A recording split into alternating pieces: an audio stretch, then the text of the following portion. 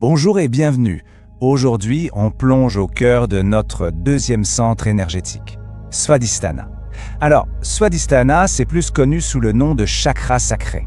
Et c'est vraiment le réacteur de notre créativité, de nos émotions, de notre joie de vivre.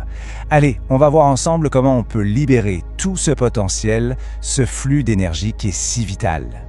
Est-ce que ça vous parle? Cette sensation d'avoir la tête pleine d'idées géniales, mais d'être complètement à l'arrêt quand il s'agit de passer à l'action. Ou alors, peut-être ce sentiment d'être un peu déconnecté. Déconnecté de ses émotions, de son corps et même du simple plaisir de vivre au quotidien. Si tout ça résonne un minimum, eh bien on est au bon endroit. Alors, allons-y.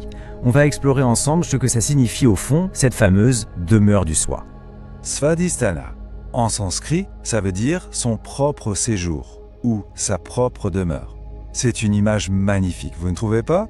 En gros, ce chakra, c'est l'endroit où habite notre nous le plus authentique. Attention, je ne parle pas du nous super rationnel qui contrôle tout. Non, je parle de notre part vivante, sensible, créative, bref, celle qui ressent les choses et qui a des désirs. Et pour bien le comprendre, ce chakra, il a des caractéristiques bien à lui. D'abord, où est-ce qu'il se trouve? Juste un peu en dessous du nombril, dans le bas-ventre, pile au centre de nos sensations, de notre instinct. Sa couleur, c'est l'orange, un orange bien vibrant, bien chaud, un peu comme un coucher de soleil, vous voyez. Ça évoque tout de suite la passion, la joie. Son élément, et ça c'est hyper important, c'est l'eau. Ça nous parle de fluidité, de mouvement, du courant de la vie et des émotions. Et enfin, son son, sa vibration, c'est le mantra VAM. En fait, pour bien se le représenter, l'image la plus parlante, c'est celle d'une rivière intérieure. Imaginez ça. Quand tout va bien, quand ce chakra est équilibré, eh bien cette rivière coule librement, sans barrage. Du coup, les émotions suivent le courant, la créativité jaillit comme une source et franchement, la vie a beaucoup plus de goût. Bon, maintenant qu'on a cette image de rivière, regardons un peu plus en détail quels sont les grands domaines de notre vie qu'elle vient nourrir, qu'elle vient irriguer. En gros, ce chakra, il est aux commandes de 3 piliers de notre existence. Le premier, c'est la créativité. Et attention, quand on dit créativité, on ne parle pas que de peinture ou de musique, c'est beaucoup plus large. Ça peut être inventer une nouvelle recette, trouver une solution ingénieuse à un problème, ou même créer une famille. Deuxième pilier, les émotions. C'est vraiment le QG de notre vie émotionnelle. Notre capacité à ressentir les choses à fond, la joie comme la peine, mais sans se laisser noyer. Et enfin, le troisième pilier, c'est la sexualité et le plaisir. Toute notre énergie vitale, nos désirs, l'intimité, le simple plaisir de goûter, de toucher, de sentir, tout ça, ça prend sa source ici. Mais voilà, parfois cette rivière intérieure, elle ne coule pas si bien que ça. Parfois elle déborde, parfois elle s'assèche complètement. Alors, qu'est-ce qui se passe dans ces cas-là? C'est le moment de regarder les signes qui montrent qu'il y a un petit déséquilibre. Ce déséquilibre peut se manifester de deux manières opposées. Premier cas de figure, la rivière qui déborde. Là, on a un chakra suractif. Ça se traduit comment? Par des émotions qui partent dans tous les sens, une tendance à faire des drames pour un rien, de la dépendance affective, de la jalousie, parfois même des comportements un peu addictifs. Et puis à l'autre extrême, la rivière qui s'assèche. Là, c'est un chakra sous-actif.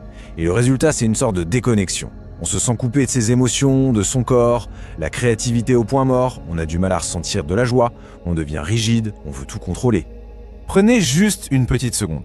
Est-ce que l'un de ces deux tableaux vous dit quelque chose? Est-ce que ça résonne avec ce qui se passe en ce moment?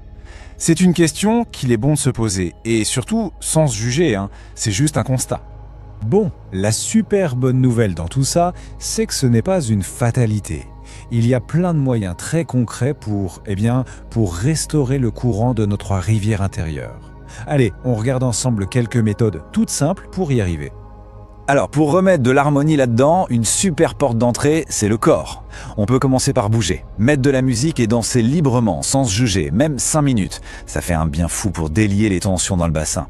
Le yoga, bien sûr, avec des postures qui ouvrent les hanches, la posture du pliant par exemple. C'est génial pour ça. Ensuite, un autre truc tout simple, se reconnecter à l'élément eau. Prendre un bain, une douche, mais en pleine conscience, en sentant vraiment l'eau sur sa peau. Ça aide à retrouver cette fluidité. Il faut aussi nourrir sa créativité, mais sans se mettre la pression, juste gribouiller, cuisiner un truc sympa pour le plaisir. Et puis bien sûr, il y a des outils plus intérieures, comme la méditation, où on peut visualiser une belle sphère orange qui brille dans le bas-ventre. Ou encore, et c'est très puissant, utiliser des affirmations positives pour reprogrammer tout doucement notre mental. Prenons juste l'exemple des affirmations, parce que c'est un outil vraiment puissant. Les mots qu'on se répète ont un impact énorme sur notre subconscient. C'est dingue. Le fait de se dire et de se répéter une phrase toute simple comme « je m'autorise à ressentir », eh bien, jour après jour, ça peut vraiment venir dissoudre des blocages émotionnels qui sont là depuis des années. Au final, vous voyez, tout ce qu'on vient de voir ensemble, c'est ni plus ni moins qu'une invitation. Une invitation à se reconnecter, à renouer avec notre nature la plus profonde, la plus sensible, la plus créative. Et s'il y a une chose à retenir, c'est celle-ci. Ressentir les choses. Créer, s'épanouir, ce n'est pas un luxe, ce n'est pas réservé à une élite. C'est notre essence même, c'est ce qui nous constitue au plus profond de nous. C'est en quelque sorte notre droit de naissance. Alors, pour finir, je vous laisse avec une question. Une toute petite question. Pas pour demain, ni pour la semaine prochaine, mais pour aujourd'hui, là, maintenant. Qu'est-ce qui pourrait être fait pour laisser cette rivière intérieure couler un tout petit peu plus librement ?